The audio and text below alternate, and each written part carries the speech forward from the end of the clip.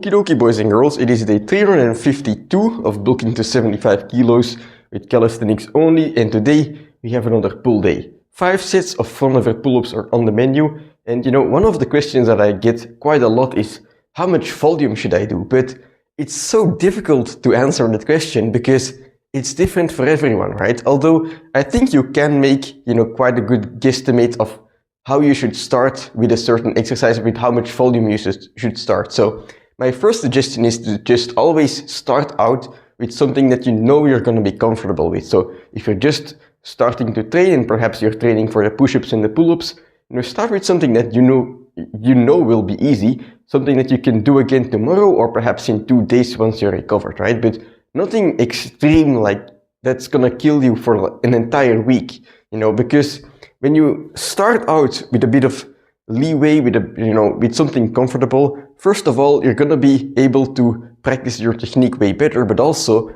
you're leaving room for growth, which is important, You're starting out your training journey, most likely you have many years left, because ideally you're gonna train for your entire life, right? So you don't need to rush things. And basically, even if your growth is slow, you're gonna train for such a long time, and by the end, you're gonna be insanely strong. So start out with something easy, perhaps like 3 sets of a rep range that is quite comfortable for you, and then try to add on it gradually. And how fast should you add like reps and sets to your workout? Well, basically the way I like to look at it is, take whatever linear progress that you're planning, and map it out for like a couple weeks, map it out for a couple months or even a year, and take a look at it if it's realistic. For example, let's say I were to start comfortable again on the frontlever pull-ups in like a new cycle, and I start with 5 sets of 10. That's quite comfortable for me. And if I then tell myself, okay, I'm gonna add 1 rep every week, then in 52 weeks, 1 year, I would be doing 60 frontlever pull-ups for 5 sets. That is insanity. So then I know that my progress is too quick, that I have to tone it down, I have to progress slower. So by mapping out your progress, you kind of know, you can kind of guess what's realistic. Just look up the world record for whatever movement you're doing. If you reach it within a year, the progress you're aiming for is not realistic, so you have to make it slower. But yeah, anyway, today what I'm gonna do for the frontlever pull-ups is 5 sets, and I'm not gonna pick a set rep range for every set. Instead, what I'm gonna do is I'm gonna start at 12 reps, and then I'm gonna add 1 rep every set, and try and do that for 5 sets, which would make me end up at 16 pull-ups in the end, which sounds like a bit unrealistic, but not entirely, which is exactly why I wanna try it, So let's go. Let's do a warm-up set first.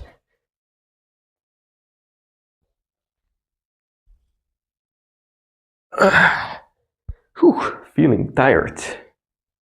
Right, if you're into Dragon Ball and into training, then perhaps Let's Be Epic, but he has some insane music edits on Dragon Ball, and Goku versus Jiren is one of the best ones out there. Like, if you know, it's gonna be an epic training.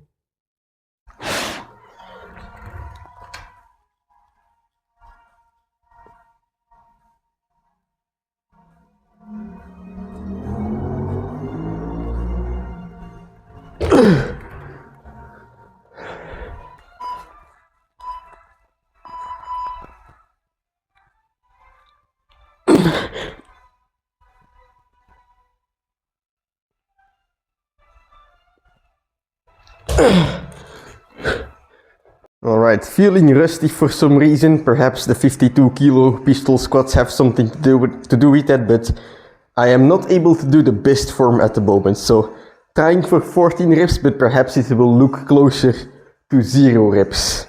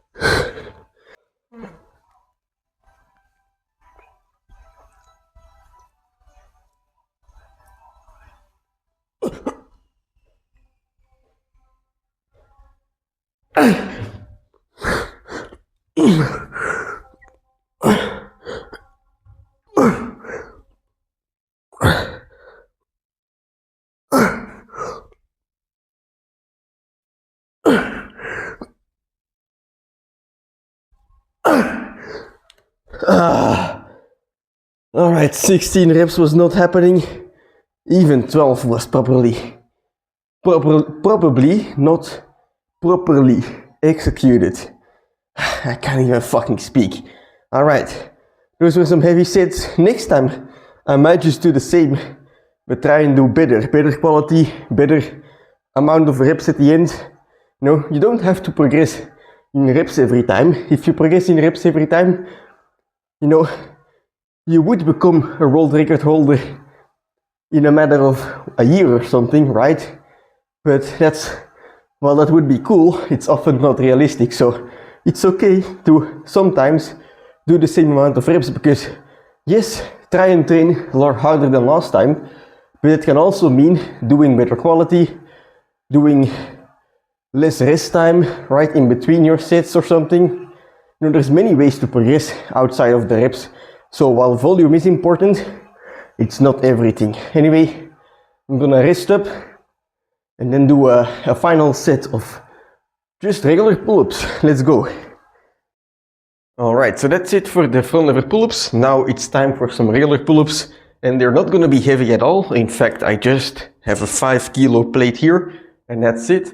And instead I'm gonna aim for reps, because I feel like, you know, from the start of this workout, I was feeling rusty. I was not feeling really the energy that I'm used to, and basically, you know, a bit tired, not getting into the flow of things. And even now, you know, after the front lever pull-ups, they are heavy, and I do feel a lot of muscle fatigue, but like I'm not completely warm yet. I'm not very pumped yet. So in order to get the blood flowing, I'm gonna do one set of pull-ups here with some higher reps.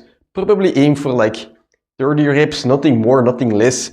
But it's gonna, you know, it's gonna burn a little bit, it's gonna sting a little bit, and that's exactly what I need, you know, because blood is going to get into the area, you know, my lats, my back entirely, basically, and it's gonna take out the bad stuff and also bring in the good stuff, you know, bring in the nutrients to basically get my body recovered again. So oftentimes when people overtrain, or you get tired or you get injured, they stop moving at all, like they stop moving completely, they don't do any training. But I think it's better to do some higher volume stuff at a very light intensity, so that basically your body can get warm and blood can circulate through the area and speed up the recovery process for you. So, you know, if you're just idle, if you don't do anything, it's like, you know, having your car in the garage for an entire year, you know, it's just gonna start crumbling down and it's getting rusty and not being able to move properly anymore. So keep the movement going by all means. That's what I'm gonna do right now. Let's go.